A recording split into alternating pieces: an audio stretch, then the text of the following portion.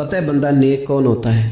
جس کی تنہائی نیک ہوتی ہے، جو اکیلے میں نیک ہوتا ہے، تنہائی جس کی پاک صاف ہوتی ہے، اصل میں وہ بندہ نیک ہوتا ہے۔ ہمارے ہاں نا بالخصوص نوجوان نسل سے کہوں گا، تمہارے پاس سہولت آئی ہے موبائل کی، تمہارے پاس سہولت آئی ہے انٹرنیٹ کی، لیکن دیکھنا اس کی وجہ سے کہیں تمہاری تنہائی ناپاک نہ ہو جائے۔ دیکھنا اس کی وجہ سے کہیں تمہارا وہ اکیلے میں جو تمہارا رب رسول سے رشتہ جڑنا چاہیے تھا، سجدے کا نور ہونا چاہیے تھا، اچھی منصوبہ بندی کرنی چاہیے تھی، وہ میلا کچیلا نہ ہو جائے۔ تنہائی جس بندے کی پاک ہوتی ہے وہ نیک ہوتا ہے۔ بخاری میں حدیث ہے، نبی اکرم صلی اللہ تعالی علیہ وسلم نے فرمایا، میں اپنی امت کے کچھ ایسے لوگوں کو جانتا ہوں جو قیامت کے دن تہامہ پہاڑ کے برابر نیکیاں لے کے آئیں گے۔ تہامہ پہاڑ تھا ایک بڑا سفید رنگ کا، اس پہاڑ کے برابر وہ نیکیاں لے کے آئیں گے، لیکن فرمایا اللہ تعالیٰ ان کی نیکیوں کو ہوا میں اڑا دے گا۔ حضرت ثوبان رضی اللہ تعالیٰ عنہ نے عرض کی، یا رسول اللہ صلی اللہ تعالیٰ علیہ وسلم ہمیں یہ معاملہ کھول کر بیان کر دیں۔ حضور علیہ الصلوۃ والسلام فرمانے لگے، وہ راتوں کو عبادت بھی کرتے ہیں، اللہ کی بارگاہ میں بھی حاضر ہوتے ہیں، لیکن فرمایا ان لوگوں کا مسئلہ یہ ہے، ان کا نقصان یہ ہے، گھاٹا اور خسارہ یہ ہے کہ جب وہ اکیلے ہوتے ہیں تو رب کی حرمتوں کو پامال کرتے ہیں، دین کی حدوں کو توڑتے ہیں، تنہائیوں میں رب کی نافرمانی کرتے ہیں۔ نتیجہ کیا نکلتا ہے کہ وہ جو لوگوں کے بیچ نیکیاں کی ہوتی ہیں، نمازیں پڑھی ہوتی ہیں، عبادتیں کی ہوتی ہیں، صدقات کی ہوتے ہیں، وہ بھی ضائع ہو جاتے ہیں۔ اگر یہ لوگ اپنی تنہائی پاک کر لیں تو ان کی باقی ساری عبادتیں بھی محفوظ ہو جائیں گی۔ مانو میری آپ سے بڑی درد مندانہ اپیل ہے، اپنی تنہائی میں نا رب کی بارگاہ میں حاضر ہو، اچھے ارادے کرو، اچھی منصوبہ بندی کرو، لمبی دعائیں مانگو۔ اکیلے جب ہو تو پھر نہ وضو کر کے رسول پاک کی بارگاہ میں درود و سلام پڑھو، دلوں کو قوت ملے گی، حافظے مضبوط ہوں گے، تمہارے چہروں پر روشنی آئے گی۔ حضرت سعدی رحمۃ اللہ نے لکھا ہے کہ ایک درویش کہتا ہے کہ میں نے دیکھا کہ کعبے کا میں طواف کرنے گیا تو رات کے وقت ایک شخص پتھر پہ سر رکھ کے روتا ہے اور کہتا ہے، مالک مہربانی کرنا، میں نے 40 سال تیری ڈیوٹی کی ہے، میری کو 2-4 دن کی قبول کر لینا، میں نے 40 سال تیری نوکری کی، قبول فرما لینا، قیامت میں رسوا نہ کرنا۔ وہ شخص کہتے، بزرگ کہتے، میں سمجھا کو بڑا گناہگار ہے، تو میں جا کے اسے تسلی دیتا ہوں، میں کہتا ہوں کوئی نہیں فکر نہ کر، اللہ بڑا کریم ہے، کوئی بڑا گناہگار ہے، رو رہا ہے۔ کہتے ہیں جب میں قریب گیا اور میرے قدموں کی آہٹ اس بزرگ کے کانوں تک گئی اور انہوں نے سر اٹھایا تو میں تو تڑپ گیا۔ یہ تو بغداد کے پیر غوث اعظم جیلانی ہے۔ اب دیکھو نا، راتی ساری کر کر زاری نیند اکھاں کی توندے تے فجرے اوہی گناہگار کہاون سب تو نیویں ہوندے۔ کہ میں نے 40 سال کی ہے تیری ڈیوٹی، تیرے دین کی نوکری، کو 2-4 دن کی، چل زیادہ نہیں، تو اسے قبول کر لینا تاکہ بات بن جائے۔ قبولیت کا خوف، قبولیت ہو جائے تو اچھی نیتیں، اچھے ارادوں کے ساتھ نیک اعمال اور کچھ چیزوں سے بچا جائے تاکہ نیکیاں ضائع نہ ہو جائیں، بچا جائے۔ ایک تو اگر زبان بے قابو ہو نا، لفظ اگر آوارہ ہو، جملے اپنی مرضی کے نکلیں تو پھر نیکیاں ضائع ہو جاتی ہیں۔ اگر بہت بولنے کی عادت ہو اور جو مرضی کہہ دینے کی عادت ہو اور اپنے غصے پر کنٹرول کا مزاج نہ ہو تو پھر نیکیاں برباد ہو جاتی ہیں۔ کچھ لوگ ایسے ہوتے ہیں جو بڑے بہترین کام والے ہوتے ہیں لیکن ان کی زبان سے ڈر آتا ہے، ان کے جملوں سے خوف آتا ہے، ان سے محبت کا رشتہ ہوتا ہے، تعلق ہوتا ہے، لیکن ان کے ساتھ گزارا نہیں ہوتا، اس لیے کہ وہ نیک بھی ہیں، نمازی بھی ہیں، حاجی بھی ہیں، پرہیزگار بھی ہیں، لیکن زبان سے تیر برساتے ہیں۔ ان کے جملے نہیں ہوتے، ان کے نشتر ہوتے ہیں جو دلوں کو گھائل کرتے۔ ایسا آدمی اپنی نیکیاں ضائع کر بیٹھتا ہے۔ بڑے بڑے جملے بولنا مسلم شریف میں موجود ہے، نبی اکرم صلی اللہ تعالی علیہ وسلم نے فرمایا، ایک شخص نے قسم اٹھا کے کہا تھا اللہ فلانے کو معاف نہیں کرے گا، تو فرماتے ہیں رب کریم نے فرمایا یہ کون ہے جو میرے اوپر قسمیں اٹھاتا ہے، اسے جا کے کہہ دو۔ وہ بظاہر جسے گناہگار سمجھ کے تو نے کہا تھا نا اللہ اسے معاف نہیں کرے گا، جا اسے کہہ دو میں نے اسے معاف کر دیا ہے۔ اور یہ جو تو حاجی نمازی نیک پرہیزگار بنا پھرتا تھا اور قسمیں اٹھاتا تھا رب فلانے کو معاف نہیں کرے گا، اسے کہو تیرے سارے عمل برباد کر دیے، نئے سرے سے عمل کرنا شروع کر، تیری ساری پچھلی نیکیاں ضائع کر دی۔ تو کون ہوتا ہے قسمیں اٹھا کے کہنے والا، زبان کو کنٹرول نہ رکھنے والا؟ میرے بندوں کے بارے میں اور ٹھیک ہے آپ داڑھی والے ہیں، ٹھیک ہے آپ پگڑی والے ہیں، ٹھیک ہے آپ مسواک کرتے ہیں، ٹھیک ہے آپ نماز پڑھتے ہیں، لیکن علم پڑھے دا مان نہ کریے مت آکھی میں پڑھیا او تے جبار کہار کہاوے متے روڑ دیوی دودھ کڑیا۔ آپ نیک ہیں تو اس کا مطلب ہے آپ کو جس کو مرضی گناہ گاری کا آپ سرٹیفکیٹ جاری کرتے پھریں گے؟ آپ نمازی ہیں تو آپ باہر نکل کے جنت کی ٹکٹیں بانٹیں گے؟ آپ سخی ہیں تو آپ کہتے پھریں گے فلانا دیتا کچھ نہیں، فلانا بانٹتا کچھ نہیں؟ کس نے اختیار دیا؟ اللہ کے بندوں پر جرت کا اختیار کس نے دیا؟ وہ جی فلانا اگر بخشا گیا تو میں بھی بخشا جاؤں گا، یہ بات کرنے کی اجازت کس نے دی؟ فلاں قوم اگر جنت میں چلی گئی تو پھر ہم نہیں روکے جائیں گے؟ اتنی بڑی جرت، اتنی بڑی بات! تو کون ہوتا ہے رب کی جنت اور کے بارے میں فیصلے کرنے والا؟ ایک ذات ہے جو کسی کے لیے جنت کا فیصلہ کرتی ہے اور کسی کو دوزخ کی سزا سناتی ہے، وہ مدینے والے رسول کی ذات ہے۔ باقی کسی کو یہ حق حاصل نہیں ہے کہ وہ کسی کے بارے میں یہ فیصلہ کرے کہ اللہ اسے معاف نہیں کرے گا۔ تو کون ہوتا ہے؟ تیری حیثیت کیا ہے؟ وہ پیر ہو، وہ مولوی ہو، وہ مفتی ہو، وہ کوئی بھی ہو، رب سب پر کرم فرمانے والا ہے۔ کسی کو اجازت نہیں کسی کے بارے میں یہ ڈگری جاری کرنے کی، کسی کو اجازت نہیں۔ لہذا یہ کمزور باتیں کرنا، یہ کچی باتیں کرنا اور جناب نیکی کر کے تو پھر بڑے بڑے بول بولنا کس نے اجازت دی؟ میں ممبر پہ بیٹھا ہوں اور مجھے سالوں بیت گئے تبلیغ کا کام کرتے، میں ایسے لوگوں کو جانتا ہوں جن کا بالکل نام نہیں آتا لیکن انہوں نے اپنی زندگی میں کروڑوں روپے راہ خدا میں خرچ کیے، ان کا کہیں ذکر نہیں، کہیں انہوں نے تذکرہ نہیں کیا، لیکن وہ ہر روز رات کو اٹھ کے تہجد پڑھتے ہیں۔ انہوں نے کبھی کسی کو نہیں بتایا، لیکن جب وہ اپنی تسبیح نکالتے ہیں تو انہیں توفیق دیتا ہے کائنات کا مالک کہ پڑھ میرے رسول پہ درود پاک، اور وہ لاکھوں کی تعداد میں پڑھ گزرتے ہیں، انہیں توفیق دی ہے رب نے، لیکن انہیں اپنی زبان سے یہ باتیں کبھی بیان نہیں کی۔ میں جانتا ہوں ایسے لوگوں کو میرے عزیزوں، اپنی زندگی میں بڑا بول نہیں۔ ایک بڑی نیک خاتون ہے، پاک باز ہیں، حضور علیہ السلام کی بارگاہ میں حاضر ہیں، تو انہوں نے صرف اتنا لفظ کہہ دیا کہ یہ فلانی بی بی کا قد چھوٹا ہے، حالانکہ یہ کوئی بڑی بات نہیں، لوگ کہہ دیتے ہیں۔ اور ہمارے ہاں تو جب کوئی تنقید کرنے پہ آتا ہے تو جو من میں آتا ہے کہہ دیتا ہے، یہ جی اس بی بی کا قد چھوٹا ہے، اتنے لفظ کہہ دیے۔ تو نبی اکرم صلی اللہ تعالی علیہ وسلم نے فرمایا یہ جو تم نے بات کی ہے نا، اگر تمہارے یہ جملے میں میٹھے پانی والے سمندر میں ڈال دوں تو وہ سمندر کڑوا ہو جائے گا۔ تم نے کسی پر تنقید کی، کسی کے قد پر اعتراض کیا، یہ تعلیم امت کے لیے حضور نے بات ارشاد فرمائی، ورنہ وہ خاتون ان کی تو بڑی عظمت ہے۔ لیکن رسول اللہ صلی اللہ تعالی علیہ وسلم نے ہمیں بتایا، ہمیں سمجھایا، ہمیں سکھایا کہ تم اپنے بول کی وجہ سے، اپنے لفظوں کی وجہ سے اپنی نیکیاں ضائع نہ کر بیٹھنا، دعوے نہ کرتے پھرنا زندگی میں کہ میں نے یہ کر دیا، میں نے وہ کر دیا، میں نے بڑے انقلاب برپا کر دیے، او جی اللہ کا فضل ہے جی، اللہ نے بڑی توفیق دیا جی، ڈیرے پہ بڑے لوگ روٹی کھاتے ہیں جی، دسترخوان میں نے لگایا ہوا ہے جی، فلانے کے ساتھ ہی میں۔ او بس کر یار، تو کسی کو کیا دے سکتا ہے؟ یہ دیکھ تو دینے والا تو کریم رب ہے، تو 100 کو دے کے 200 کو دے کے بتاتا ہے، وہ پتہ نہیں کس کس کو عطا فرماتا ہے۔ حضرت ابراہیم خلیل علیہ السلام بغیر مہمان کے روٹی نہیں کھاتے تھے۔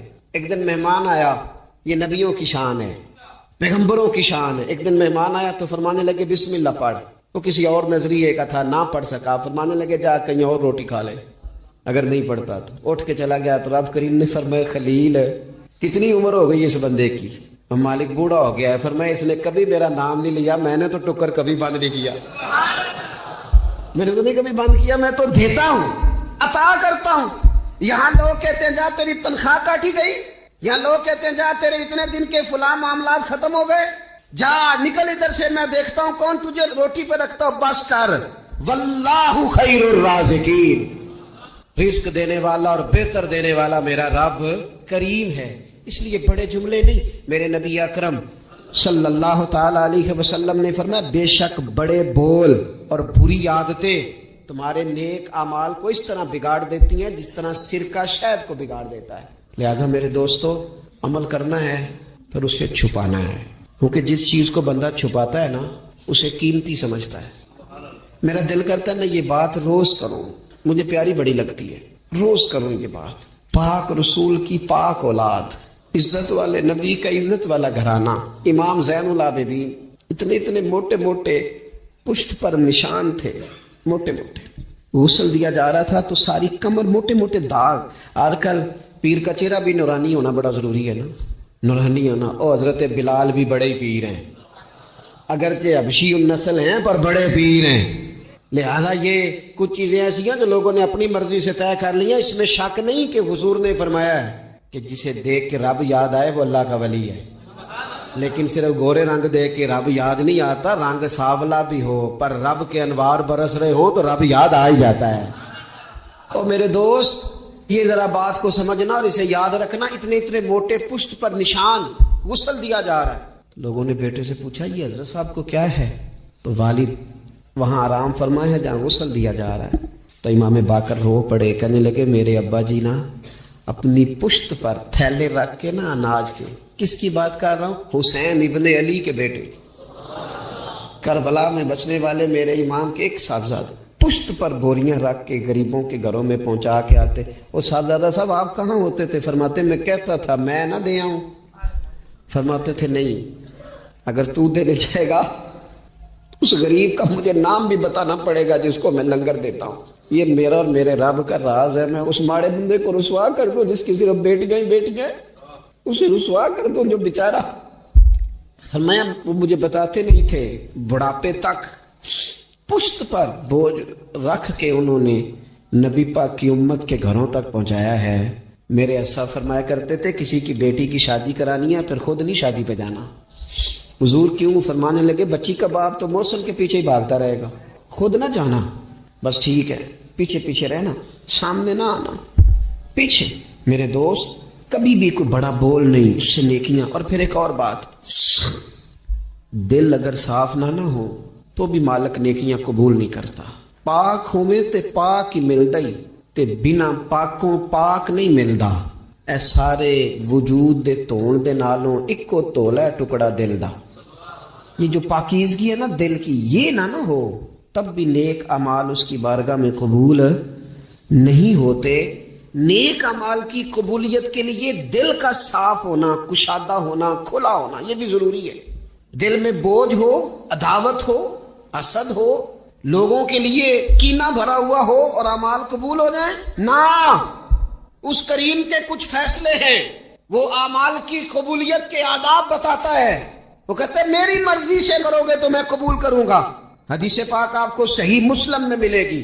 نبی پاک صلی اللہ تعالی علیہ وسلم فرماتے سوموار اور جمعرات والے دن لوگوں کے اعمال اللہ کی بارگاہ میں پیش کیے جاتے ہیں.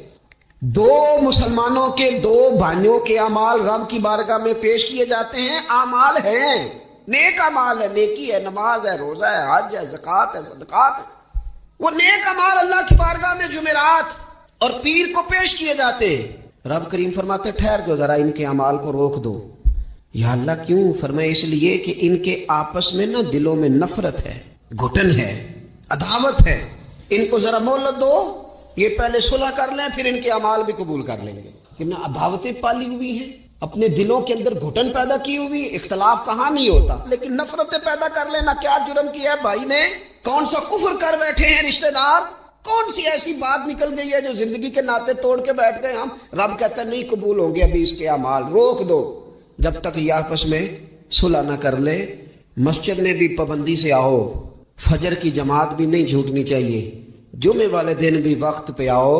لیکن اگر قبولیت کرانی ہے تو 20 منٹ نکال کے نا اس رشتہ دار کے گھر بھی چلے جاؤ جس سے ناراضگی چل رہی ہے. تھوڑا سا نا ادھر بھی ایک چکر لگاؤ، اس لیے کہ وہ کہتے ہیں قبول ہی تب کرنا ہے. پہلے یہ والا کام کر، لیکن اندر عداوت سے بھرا ہوا ہو، سینہ بغض سے بھرا ہوا ہو تو پھر اس کی روشنی میں جو اعمال کیے جائیں وہ قبول نہیں ہوتے. قرآن مجید فرقان حمید نے ایک اور وجہ بھی بیان کی ہے، فرمایا نہیں قبول کریں گے. امام شافعی سے ایک بندے نے کہا میرا دل کرتا ہے میں کچھ لوگوں پر خرچ کروں پر مجھے کوئی مستحق بندہ نہیں ملتا. تو امام صاحب ہنس پڑے، کہنے لگا جی آپ ہنسے کیوں؟ فرمانے لگے تو جو کچھ اللہ نے تجھے دیا ہے تو اس کا مستحق تھا، تو حقدار تھا. جب رب نے تجھے بغیر حساب دیا ہے تو اللہ کے بندوں کو ٹٹولتا پھرتا ہے. تو کہتا میں پتہ کروں یہ حقدار ہے کہ نہیں، اور تو اس کے رستے میں بے حساب دے، رب بھی تجھے بے حساب ہی عطا فرمائے. تو ڈھونڈتا اور ٹٹولتا پھرتا ہے. قرآن مجید نے کہا بڑے بڑے صدقے دینے والوں، خیرات کرنے والوں، اللہ کے رستے میں خرچ کرنے والوں، ایک بات کا خیال رکھنا، تم نے دیا بندے کو ہے پر دیا ہے اللہ کی راہ میں، اللہ کی رضا کے لیے. یا ایھا الذین آمنوا لا تبطلوا صدقاتکم بالمن والعزا، اے ایمان والو اپنے صدقے ضائع نہ کر لینا. اور یہ قرآن مجید کے لفظ ہیں. کس طرح؟ بالمن والعزا، فرمایا احسان جتلا کر اور تکلیف دے کر. اپنے صدقات ضائع نہ کر لینا، اپنی زکوٰۃ ضائع نہ کر لینا، اپنے فطرانے ضائع نہ کر لینا. بالمن والعزا، یہ جو دو جملے ہیں قرآن مجید کے، یہ اس عنوان پر حرف آخر ہیں. جب بندہ کسی کو احسان جتلا دیتا ہے تو تکلیف خود بخود ہو جاتی ہے. بالمن والعزا، تم نہ احسان جتلا کر والعزا اور تکلیف دے کر اپنے صدقات کو ضائع نہ کر لینا، احسان نہ جتلانا. تمہارے صدر الشریعہ بدرو طریقہ مولانا امجد علی صاحب اعظمی رحمۃ اللہ نے لکھا ہے، اگر تمہارے بھائی علیحدہ ہے اور وہ کمزور ہو گیا، اسے زکوٰۃ لگتی ہے. بہن غریب نہیں ہے، ماڑی ہے، اسے زکوٰۃ لگتی ہے. ماموں میں، چاچوؤں میں، ادھر ادھر اگر کوئی غریب ہے قریبیوں میں اور مستحق ہے زکوٰۃ کا، تو فرماتے ہیں اسے بتاؤ نا کہ میں تمہیں زکوٰۃ دے رہا ہوں. اس کے گھر جاؤ، اسے کہنا یہ میری طرف سے بچوں کے کپڑے لے لینا. اسے کہنا یہ پیسے میری طرف سے بچوں کی عیدی ہے، مٹھائی کا کہہ کے دے آؤ. اسے بتانا نہ کیوں کہ اسے تکلیف ہوگی. احسان جتلا کر تکلیف نہ دو. ماڑا تو پہلے بڑی تکلیف دی. غریبی نے تو بذات خود بڑی آزمائش پیدا کر دی ہے. سب روگاں دا روگ محمد جس دا نام غریبی. کنڈ بلا کے لنگ جاندے نہیں رشتے دار قریبی. یہ تو بذات خود ایک آزمائش ہے. مزید تکلیف نہ دو کسی کو. احسان جتلاتے ہو، بتاتے ہو، فوٹو بازی کرتے ہو، دعوے کرتے پھرتے ہو. سنیں صحیح مسلم میں حدیث ہے، نبی اکرم صلی اللہ تعالی علیہ وسلم نے اتنا سخت حکم بیان فرمایا. حضور فرمانے لگے اللہ تعالیٰ قیامت کے دن 3 قسم کے لوگ ایسے ہیں، نہ ان سے کلام کرے گا، نہ انہیں پاک فرمائے گا، نہ ان کی طرف نگاہ ہی کرے گا. یا رسول اللہ صلی اللہ تعالی وسلم جلدی بتائیے یہ کون ہے؟ تو حضور فرمانے لگے ایک وہ شخص جو تکبر کے طور پر، دل میں تکبر ہو، تکبر کے طور پر اپنی تہمت کو یا اپنی شلوار کو ٹخنوں سے نیچے لٹکائے کہ پتہ چلے میرے پاس بڑا کپڑا ہے، تکبر کے طور پر. اور دوسرا حضور علیہ الصلوۃ والسلام نے فرمایا جھوٹی قسمیں کھانے والا بندہ. اور تیسرا حضور فرماتے ہیں جو احسان جتلاتا ہے نا، نہ رب کریم اس کی طرف نگاہ کرم کرے گا، نہ اسے پاک کرے گا، نہ قیامت کے دن اس سے کبھی کلام فرمائے گا.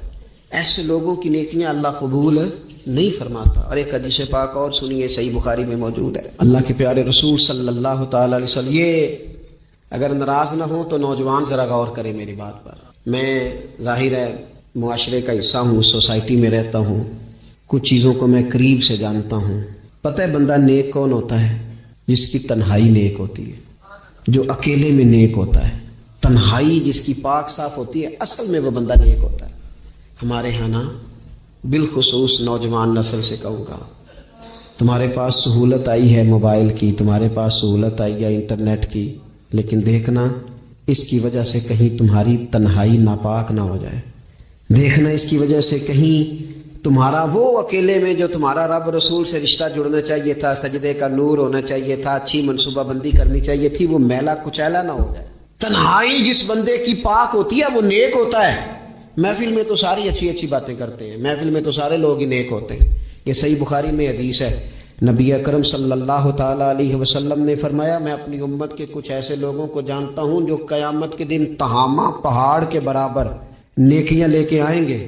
تہامہ پہاڑ تھا ایک بڑا سفید رنگ کا، اس پہاڑ کے برابر وہ نیکیاں لے کے آئیں گے، لیکن فرمایا اللہ تعالیٰ ان کی نیکیوں کو ہوا میں اڑا دے گا.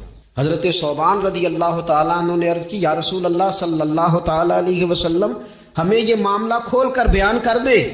حضور علیہ الصلوۃ والسلام فرمانے لگے وہ راتوں کو عبادت بھی کرتے ہیں، اللہ کی بارگاہ میں بھی حاضر ہوتے ہیں، لیکن فرمایا ان لوگوں کا مسئلہ یہ ہے، ان کا نقصان یہ ہے، گھاٹا اور خسارہ یہ ہے کہ جب وہ اکیلے ہوتے ہیں تو رب کی حرمتوں کو پامال کرتے ہیں، دین کی حدوں کو توڑتے ہیں، تنہائیوں میں رب کی نافرمانی کرتے ہیں. نتیجہ کیا نکلتا ہے کہ وہ جو لوگوں کے بیچ نیکیاں کی ہوتی ہیں، نمازیں پڑھی ہوتی ہیں، عبادتیں کی ہوتی ہیں، صدقات کی ہوتے ہیں، وہ بھی ضائع ہو جاتے ہیں.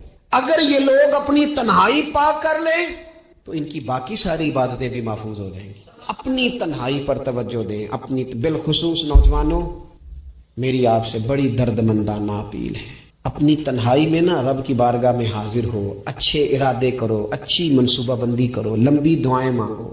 اکیلے جب ہو تو پھر نہ وضو کر کے رسول پاک کی بارگاہ میں درود و سلام پڑھو، دلوں کو قوت ملے گی، حافظے مضبوط ہوں گے، تمہارے چہروں پر روشنی آئے گی۔ حضور علیہ السلام نے فرمایا شراب جو ہے نا یہ ناپاکی کی جڑ ہے، فرمایا جس نے شراب کو پیا 40 دن تک اللہ اس کی عبادت قبول نہیں فرمائے گا۔ اور حضور علیہ السلام فرماتے ہیں اگر کوئی اس حال میں مرا کہ اس کے پیٹ میں شراب تھی تو وہ جاہلیت کی موت مرا ہے۔ جس طرح جاہلیت میں لوگ مرتے تھے، مجھے بتائیے ایک دفعہ پیے تو 40 دن تک نماز قبول نہیں ہوتی، تو جو عادی ہو خدا را اپنے بچوں کی نگرانی کرے، اپنے دائیں بائیں غور کرے، یہ بہت بڑی مصیبت ہے۔ حضرت مولا علی شیر خدا فرمایا کرتے تھے دریا میں اگر شراب کا قطرہ گرے اور پھر وہ دریا خشک ہو جائے اور پھر نیچے سے گھاس اگائے اور پھر میرا گھوڑا اگر وہ گھاس کھا لے تو میں اس گھوڑے پر سواری بھی نہیں کروں گا۔ صوفیاء فرماتے ہیں کہ تم اگر چاہتے ہو نا کہ انسان جرم نہ کرے، خطا نہ کرے، لوگوں کو تنگ نہ کرے، تو اسے سوسائٹی کے اندر بھیجنے سے پہلے اس کے دل میں اللہ کا خوف پیدا کر دو۔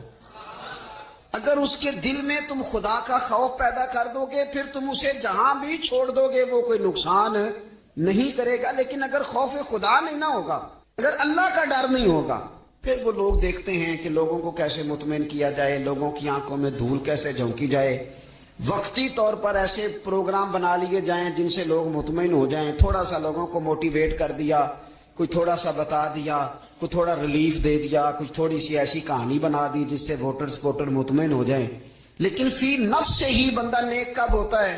میرا رب فرماتے ہیں ان الذین یخشون ربہم بالغیب، وہ لوگ جو اپنے رب سے ڈرتے ہیں پر بن دیکھے ہی ڈرتے ہیں۔ ان الذین یخشون ربہم بالغیب لہم مغفرۃ واجر کبیر، قربان جائیں۔ فرمایا بے شک وہ لوگ جو اپنے رب سے بغیر دیکھے ڈرتے ہیں اللہ تعالیٰ نے ان کے لیے بخشش بھی رکھی ہے اور بہت بڑا اجر تیار کیا ہوا ہے۔ بغیر دیکھے یہ جب بندے کو چیز نصیب ہوتی ہے نا کہ وہ اللہ تعالیٰ سے ڈرتا ہے، پھر وہ بندہ دانا ہو جاتا ہے، پھر وہ بندہ معاملہ فہم ہو جاتا ہے، وہ بندہ سمجھدار ہو جاتا ہے۔ قرآن مجید نے کہا یا ایھا الذین آمنوا ان تتقوا اللہ یجعل لکم فرقان۔ میرا دل کرتا ہے کہ امت مسلمہ اس آیت کو یاد کر لے۔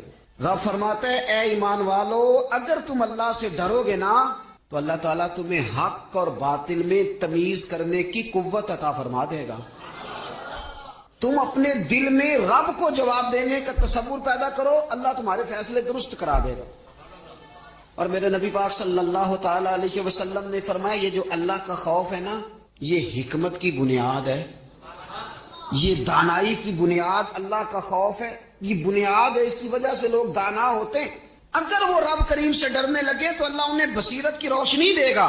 کیوں فیصلے درست تھے سارے سیدنا صدیق اکبر کے؟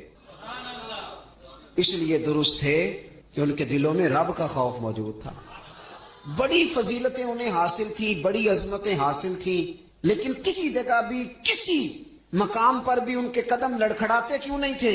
بڑے انہوں نے بھی زندگی کے اندر تکلیفیں دیکھی، بڑے بوجھ دیکھے، بڑی دھوپ چھاؤں دیکھی، لیکن مضبوط کیوں رہے؟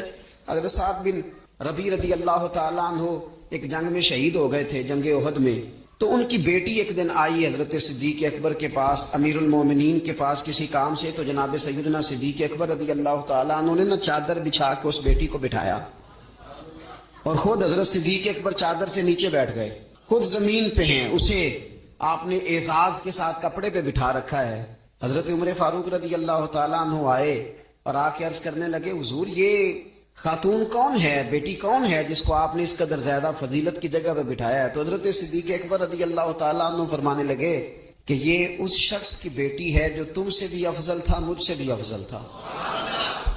تو حضرت عمر فاروق رضی اللہ تعالیٰ عنہ عرض کرنے لگے حضور ہم تو یہ سمجھتے ہیں کہ نبیوں کے بعد سب سے افضل آپ ہی ہیں، تو یہ جو آپ سے بھی افضل تھا اس کا کیا معنی ہے؟ حضرت صدیق اکبر فرمانے لگے وہ لوگ کتنے افضل تھے جنہوں نے حضور کی موجودگی میں اپنی جان اپنے رب کی بارگاہ میں پیش کر دی۔ حضور کے مقدس ہاتھوں میں جن لوگوں کی روحیں پرواز کر گئیں وہ کتنے بڑے لوگ تھے۔ میری بات کو سمجھیے گا کہ ان لوگوں کے دلوں میں وہ جو عاجزی تھی، وہ جو اللہ تبارک و تعالیٰ کی معرفت تھی، اس نے کس طرح کا بنا دیا۔ ہمارے ہاں یہ مسئلہ بن گیا ہے کہ ہم ہر ایک سے ڈر رہے ہیں، ہر ایک سے۔ برادری سے، قبیلے سے، داماد سے، بہو سے، فلانے سے، فلانے سے. میں نے دیکھا بڑے بڑے لوگ ڈرتے ہیں. آپ اگر ناراض نہ ہو تو بعض والدین ہیں جو اولاد سے ڈرتے ہیں. ہاں میں نے کچھ ایسے دنیا دار پیر دیکھے ہیں جو مریدوں سے ڈرتے ہیں. میں نے ایسے لیڈر دیکھے ہیں جو اپنی عوام سے ڈرتے ہیں. کیوں؟ اس لیے کہ میرے نبی پاک علیہ السلام نے فرمایا جو رب سے نہ ڈرے پھر وہ سب سے ڈرتا ہے. اور فرمایا جو رب سے ڈر جائے اللہ مخلوق کا خوف اس کے دل سے نکال دیا کرتا ہے. یہ رب سے نہیں ڈرا تو یہ سب سے ڈرا ہے. اگر رب سے ڈرتا تو کسی سے نہ ڈرتا. اور حضور فرماتے ہیں دو خوف اللہ جمع نہیں کرے گا. تم اگر بے خوف زندگی گزارنا چاہتے ہو نا دنیا میں تو ایک خوف پیدا کر لو، وہ رب کا خوف ہے. بے خوف ہو جاؤ. اور اگر تم یہ خوف پیدا نہیں کرتے پھر تو سائے سے ڈرو گے، پھر سانپ سے نہیں رسیوں سے ڈرو گے، پھر تو جگہ جگہ تمہیں کمزور کر دیا جائے گا، پھر تو لوگ ہر وقت تمہیں بھگائیں گے، ڈرائیں گے. ایک خوف پیدا کر لو اللہ کا، پھر دوسرا کوئی خوف قریب نہیں آئے گا. اور ایک معنی میں اور کہا اللہ دو خوف جمع نہیں کرے گا. حضور فرماتے ہیں تو دنیا میں رب سے ڈر جانا، رب تجھے آخرت میں نہیں ڈرائے گا. وہ جو اللہ کے ولیوں کے بارے میں کہا لا خوف علیہم ولا هم یحزنون، کیا معنی ہے؟ دنیا میں انہیں صرف اللہ کا خوف تھا، باقی کسی کا خوف نہیں تھا. حضور فرماتے ہیں تو دنیا میں رب سے ڈر جا، قیامت میں تجھے نہیں ڈرائے گا. اور اگر تو دنیا میں نہیں نہ ڈرے گا پھر تو قیامت میں ڈرایا جائے گا. اللہ تبارک و تعالیٰ کی خوف، یہ جو روزہ ہے نا یہ اس معرفت کو بڑا پکا کرتا ہے.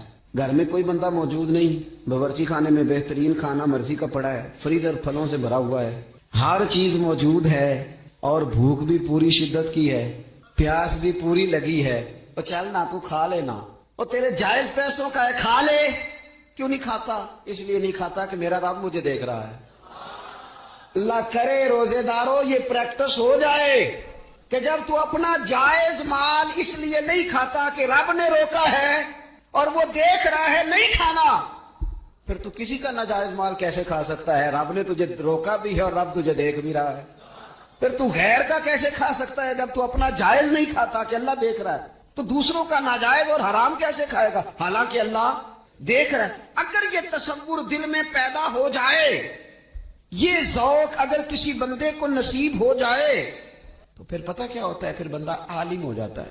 حضور علیہ الصلوۃ والسلام نے ارشاد فرمایا اگر تم اللہ تعالیٰ سے اس طرح ڈرو نا جس طرح ڈرنے کا حق ہے تو تم ایسا علم جان لو گو کہ جہالت ہی ساری ختم ہو جائے گی. خوف خدا اگر پیدا ہو گیا تو اللہ تعالیٰ تمہیں علم بھی عطا کر دے گا، تمہیں معرفت کا نور ملے گا. یہ ہے وہ علم لدنی جو انسان کو پھر اللہ کی عطا سے مل جاتا ہے. فرمایا اگر اللہ سے ڈرو گے تو رب ایسا علم تمہیں دے گا کہ جہالت ختم ہو جائے گی. اور نبی اکرم صلی اللہ تعالی علیہ وسلم نے فرمایا اگر تم اپنے رب کو کما حق ہو پہچان کر دعا مانگو گے نا تو تمہاری دعاؤں سے پہاڑ بھی ہل جایا کریں گے. لیکن یہ دو چیزیں پیدا کرو، ایک تو اللہ کا خوف تمہارے دل میں آئے اور دوسرا معرفت الہی کا شوق پیدا ہو. اگر طبیعت کے اندر یہ چیزیں پیدا ہو جائیں، خوف خدا نصیب ہو جائے اور صحیح معنوں میں نصیب ہو. آج کل بڑا لوگ کہتے ہیں اللہ سے ڈر، پر دوسروں کو جب مال خرید رہے ہوتے ہیں پھر کہتے ہیں اللہ کا خوف کر، اور جب بیچ رہے ہوتے ہیں تو جب کسی کو پیغام دین دے رہے ہوتے ہیں تو کہتے ہیں اللہ کا خوف کر، اور جب تیرے تک بات پہنچتی ہے تو پھر معاملہ ختم ہو گیا. میں ذمہ داری سے کہتا ہوں یہ جو کچھ ہمارے ہاں ہوتا ہے نا عوام سے ڈر کے، عالمی میڈیا سے ڈر کے، قوم سے ڈر کے، اس سے آدھے کام بھی اگر رب سے ڈر کے کرے تو قوم کا بھی بھلا ہو جائے گا، لوگوں کا بھی نفع ہو جائے گا. اگر آدھا کام بھی ڈر کے کیا جائے، کچھ تھوڑا سا اپنے دل میں خشیت، اللہ کا خوف. جن لوگوں کا یہ تصور بن گیا تھا نا کہ رب کے سامنے کھڑے ہونا ہے، منہ دکھانا ہے مالک کو، جن کا یہ تصور بن گیا تھا بچ گئے تھے. ہم دنیا میں جینے کے لیے سارا کچھ کرتے ہیں، رب رسول کو منہ دکھانے کے لیے نہیں کرتے. جن کا یہ تصور بن جاتا ہے نا تو رب کہتا ہے وَلِمَنْ خَافَ مَقَامَ رَبِّهِ جَنَّتَانِ، فرمایا جو میرے سامنے کھڑے ہونے سے ڈرے گا میں اسے 2 جنتیں عطا کروں گا. وہ سمجھ جائے اس کے لیے 2 جنتیں ہو جائیں گی. نبی پاک علیہ السلام نے فرمایا تیری آنکھ سے اگر اتنا آنسو نکل گیا نا اللہ کے خوف سے جتنا مکھی اور مچھر کا پار ہوتا ہے، بڑا روتے ہیں لوگ، میں نے روتے دیکھے ہیں دولت کے لیے، دنیا کے لیے، دوستوں کی بے وفائی پر، اپنے بچوں کی نافرمانی پر، پیسے نہیں ہیں تو رو پڑے، فلانے نے مجھے تنگ کیا تو رو پڑے. لوگوں کے لیے روتے ہیں، انسانوں کے لیے روتے ہیں، رب کے لیے رو کے دیکھ کتنا رونا ہے. حضور فرمانے لگے جتنا مکھی اور مچھر کا پر ہوتا ہے نا، اگر اتنے آنسو رب کے خوف سے تیری آنکھ سے نکل گئے تو حضور فرماتے ہیں جس طرح بھینس کے تھنوں سے نکلا ہوا دودھ دوبارہ تھنوں میں نہیں نہ جاتا، اگر کوئی اتنا بھی رو پڑا جتنا مکھی اور مچھر کا پر ہوتا ہے تو اس بندے کو اللہ دوزخ میں داخل نہیں کرے گا۔ شرط کیا ہے؟ اللہ کے خوف سے، رب کے خالصتاً اللہ کے خوف سے۔ اور تھا لوگوں کو اللہ کا خوف، رب کے سامنے کھڑا ہونا ہے تو ڈرتے تھے۔ حضرت عمر کا جب آخری وقت آیا تھا تو اپنے بیٹے سے کہا تھا مجھے اٹھا کے زمین پہ رکھ دو، میں اپنی پیشانی زمین پہ رکھ کے اپنے رب سے معافی مانگوں۔ حضرت عثمان غنی جیسے لوگ جب قبر کو دیکھ لیتے تھے تو پھر تڑپ کے ان کی ساری داڑھی آنسوؤں سے بھر جاتی۔ حضرت مولا علی شیر خدا رضی اللہ تعالیٰ عنہ نماز کی نیت باندھنے لگتے تو وجود کانپتا، راشا طاری ہو جاتا۔ علی آپ تو شیر ہیں میدانوں کے، ہزاروں لاکھوں تلواروں کے بیچ کبھی نہیں لڑکھڑائے، لیکن یہاں رب کی بارگاہ میں آتے کانپ کیوں گئے؟ تو فرمانے لگے تمہیں پتہ نہیں کس کی بارگاہ میں حاضر ہونے لگا ہوں؟ اس سے ڈر آتا ہے، مالک کے حضور آ گئے، ڈر آتا، ڈرتے تھے۔ میرے نبی پاک علیہ السلام نے فرمایا اللہ کا خوف یہ دانائی ہے، یہ حکمت ہے۔ اور صحیح بخاری میں لفظ ہیں، نبی پاک صلی اللہ تعالی علیہ وسلم نے فرمایا ایک شخص تھا، بخاری مسلم میں موجود ہے، ایک بندہ تھا، اسے نہ بڑا ڈر آتا تھا کہ رب جب سوال پوچھے گا تو میں نے کیا جواب دینے ہیں۔ اور ہمیں ہمارے نبی پاک علیہ السلام نے فرمایا بھی ہے، حضور نے فرمایا رب تم سے 5 سوال پوچھے گا قیامت کے دن اپنے سامنے کھڑا کر کے۔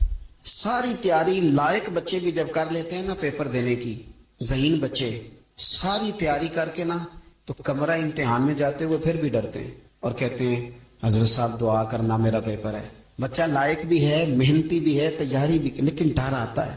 ڈر آتا تھا جب پیپر سٹارٹ ہوتے تھے تو کئی قسم کی ایکٹیویٹیز چھوڑ دی جاتی تھی، کھیل چھوڑ دیے جاتے تھے۔ میں نے دیکھا ہے بچے نمازیں شروع کر دیتے تھے، ڈر آتا ہے کہیں پیپر میں کمی نہ کوئی رہ جائے۔ دنیا کے پیپر کے بارے میں یہ معاملہ ہے، اور جب صبح قیامت سوال جواب کیے جائے، حضور فرماتے ہیں 5 سوال رب پوچھے گا تم سے قیامت میں۔ سب سے پہلی بات، میں نے تمہیں عمر دی تھی کہاں گزاری تم نے؟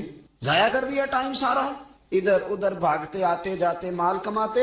اور پھر عمر میں ایک بہترین حصہ جوانی ہے، حضور فرماتے ایک سوال یہ ہوگا، دوسرا جوانی کہاں گزاری، اور تیسرا سوال پوچھا جائے گا بتاؤ مال کہاں سے کمایا، ذرائع کیا تھے، جائز طریقہ اختیار کیا کہ ناجائز، اور چوتھا سوال یہ ہوگا یہ بتاؤ تم نے خرچ کہاں کیا، اللہ نے اپنے فضل سے دیے تھے پیسے، تم نے ناجائز جگہ پہ تو نہیں لگا دیے۔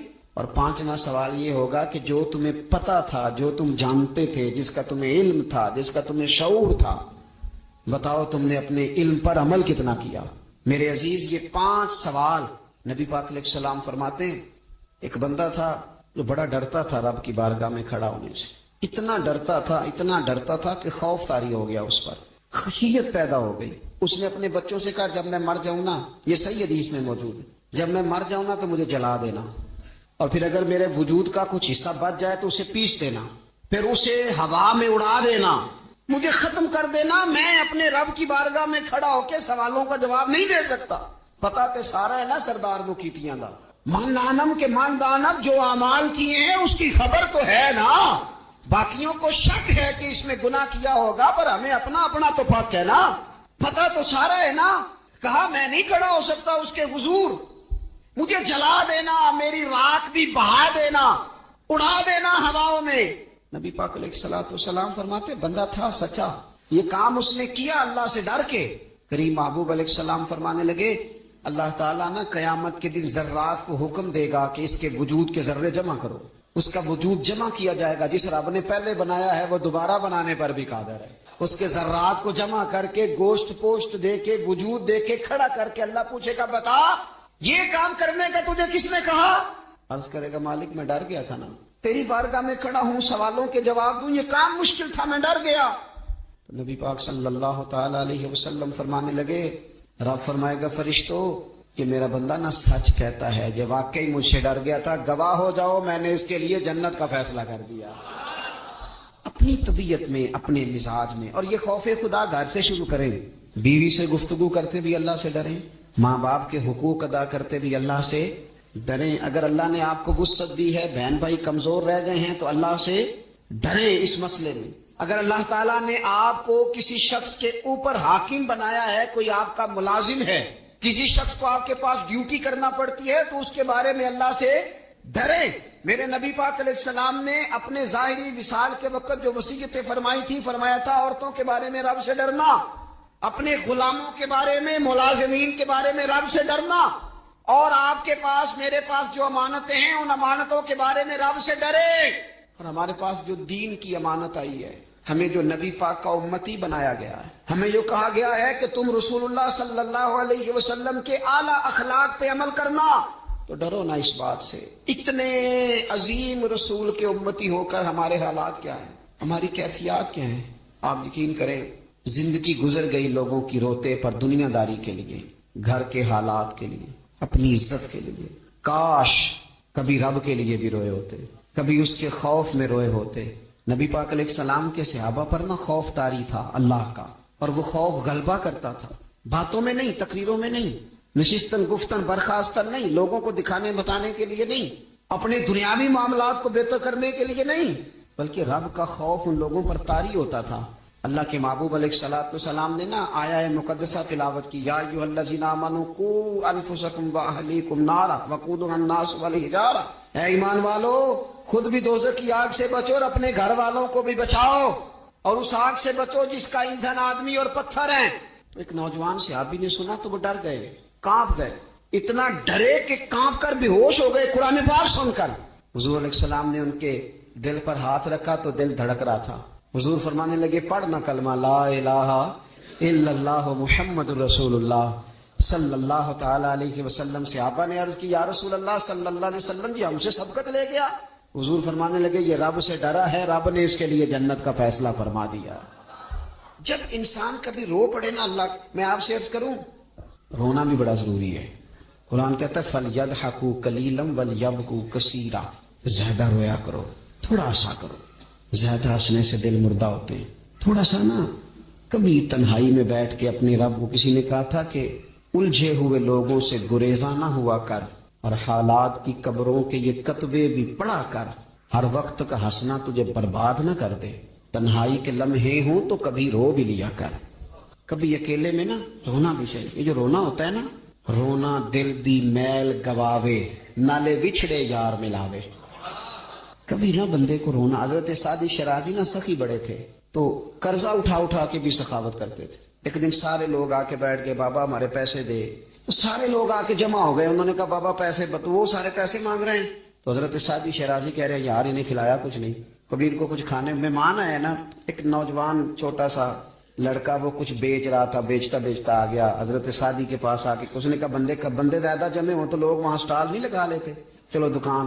وہ آگے آ کے اس نے کہا کچھ لینا ہے؟ فرمانے لگے لینا ہے، یہ میرے جتنے مہمان بیٹھے ہیں ان کو کھلا دو. اس نے وہ سارا کھلا دیا. کہنے لگا پیسے؟ تو فرمانے لگے بیٹھ جا تو بھی، یہ بھی سارے پیسے لینے آئے ہیں، ان کو ملیں گے تجھے بھی ملیں گے. اس نوجوان نے رونا شروع کر دیا. کہنے لگا میں تو یتیم ہوں، میری تو بہنیں انتظار کر رہی ہیں کہ 4 پیسے لائے گا، میری اماں نے تو دوائی کھانی ہے. حضرت سعدی پریشان ہو گئے، بندوبست کرنے لگے. اس کے چند آنسو گرے تھے کہ آپ کا ایک عقیدت مند آیا. اس نے آ کے عرض کی، حضور بڑے دنوں سے حاضر ہونا چاہتا تھا، یہ نذرانہ تو رکھ لے تھوڑا سا. وہ اتنے زیادہ پیسے تھے کہ حضرت سعدی شرازی نے اس نوجوان کو بھی دی، اور جتنے لوگ پیسے لینے آئے تھے سب کا قرضہ ادا کر دیا. ایک بندہ نا پیسے لینے آنے والوں میں کوئی درد دل والا تھا. اللہ کرے کوئی درد دل والا بھی ملے. وہ حضرت سلطان صاحب کہتے ہیں، رب دا طالب کوئی نہ ملیا، اے تے جو ملیا طالب زردہ ہو. وہ درد دل والا بندہ تھا. تو کہنے لگا بابا جی سمجھ نہیں آئی، ہم روز آتے تھے پیسے نہیں ملتے تھے، آج کیسے مل گئے؟ تو حضرت فرمانے لگے، مل اس لیے گئے ہیں کہ تم میں رونے والا کوئی نہیں تھا نا. رونے والا ایک بھی ہو تو باقیوں کا بھی کام بن جائے. ایک ہو نا جس کی آنکھوں میں آنسو ہو، کوئی یار کے لیے روئے، کوئی محبوب کے لیے روئے، کوئی حضور کے مدینے کے لیے روئے، کوئی بیت اللہ کی حاضری کے لیے روئے، کوئی اس لیے روئے کہ رب راضی ہو جائے، کوئی اس لیے روئے کہ وہ کرم نوازی کر دے، کوئی اس لیے روئے کہ وہ مجھ سے حساب نہ مانگ لے. اگر طبیعت میں یہ بات، نبی پاک صلی اللہ تعالی علیہ وآلہ وسلم تقریر فرما رہے تھے، حضور گفتگو کر رہے تھے، محفل میں بیٹھے ہوئے صحابہ میں سے ایک بندہ رو پڑا. اللہ کے پیارے رسول صلی اللہ تعالی علیہ وسلم نے اس ایک شخص کے رونے پر ارشاد فرمایا، اگر آج تمہارے درمیان وہ تمام مومن موجود ہوتے جن کے گناہ پہاڑوں کے برابر ہیں، تو اللہ تعالیٰ اس بندے کے رونے کی برکت سے سب کے گناہوں کو معاف فرما دیتا. حضور فرمانے لگے، یہ رویا ہے نا تو فرشتوں نے رب کی بارگاہ میں دعا کی ہے، مالک اس کی وجہ سے نہ دوسروں کو بھی معافی عطا فرما دے، اس کی شفاعت قبول کر لے دوسروں کے حق۔ میرے دوستو، اپنے دل کو خشیت والا کریں۔ دل نہ سخت ہو گئے ہیں ہمارے، کیسے نرم ہوں گے؟ قرآن پاک پڑھنے سے۔ دل کیسے نرم ہوں گے؟ اللہ کا ذکر کرنے سے۔ دل کیسے نرم ہوں گے؟ قبرستان جانے سے، اپنوں کی قبریں دیکھنے سے۔ دل کیسے نرم ہوں گے؟ کبھی ہسپتال کا چکر لگا کے آؤ، دیکھو طبیعت کیسے نرم ہوتی ہے۔ دل کیسے نرم ہوگا؟ کسی کے دکھ کو دکھ سمجھنے سے۔ دل کیسے نرم ہوگا؟ اللہ کی مخلوق سے محبت کرنے سے۔ دل کیسے نرم ہوگا؟ تنہائی میں رب کی بارگاہ میں رونے سے۔ دل کیسے نرم ہوگا؟ خالص اللہ کی رضا سے کسی کی خدمت کرنے سے۔ دل کیسے نرم ہوگا؟ یتیم کے سر پہ ہاتھ پھیرنے سے۔ دل کیسے نرم ہوگا؟ جب ہم اپنے مالک کی بارگاہ میں بیٹھ کے لمبی دعائیں مانگیں گے۔ دلوں کو نرم کرنے کی طرف لاؤ، اللہ کا خوف، خشیت اپنی طبیعت میں پیدا کرو۔ اس سے پہلے کہ تندرست جسم بیمار ہونے لگے۔ ڈاکٹر کہتے ہیں پتہ ہی نہیں چل رہا، رپورٹیں تو ٹھیک ہیں ساری، سمجھ نہیں آ رہی۔ ہمارے ہاتھوں سے کئی لوگ نکل گئے، کوئی پتہ نہیں چلا۔ دیر کے بعد خیال آیا کہ صبح بتایا تھا ڈاکٹر نے کہ تو لاہور چلا جا، یہ کبھی رات کو بتا دیتا نا۔ ہاتھوں سے نکل گئے بڑے لوگ، بڑی چیزیں نکل گئیں۔ ہماری تیاری ہے سب کی، وہاں جانے سے کسی کو مفر نہیں اور کسی کو مکر نہیں، جانا ہے۔ اپنی زندگی کے اندر خشیت الہی، کچھ کام فقط اس لیے چھوڑ دیں، کوئی ہمیں روکنے والا نہیں، ٹوکنے والا نہیں، منع کرنے والا نہیں، دیکھنے والا نہیں، اس لیے چھوڑ دو کہ میرا رب نہ ناراض ہو جائے۔ کسی کی ہمیں مجبوری نہیں، کسی کی ہمیں پابندی نہیں، کوئی کسی کی طاقت نہیں ہمیں کہہ سکے، لیکن کچھ کام فقط اس لیے شروع کر دو کہ میرا اللہ راضی ہو جائے، میرے محبوب پاک اس سے خوش ہو جائیں۔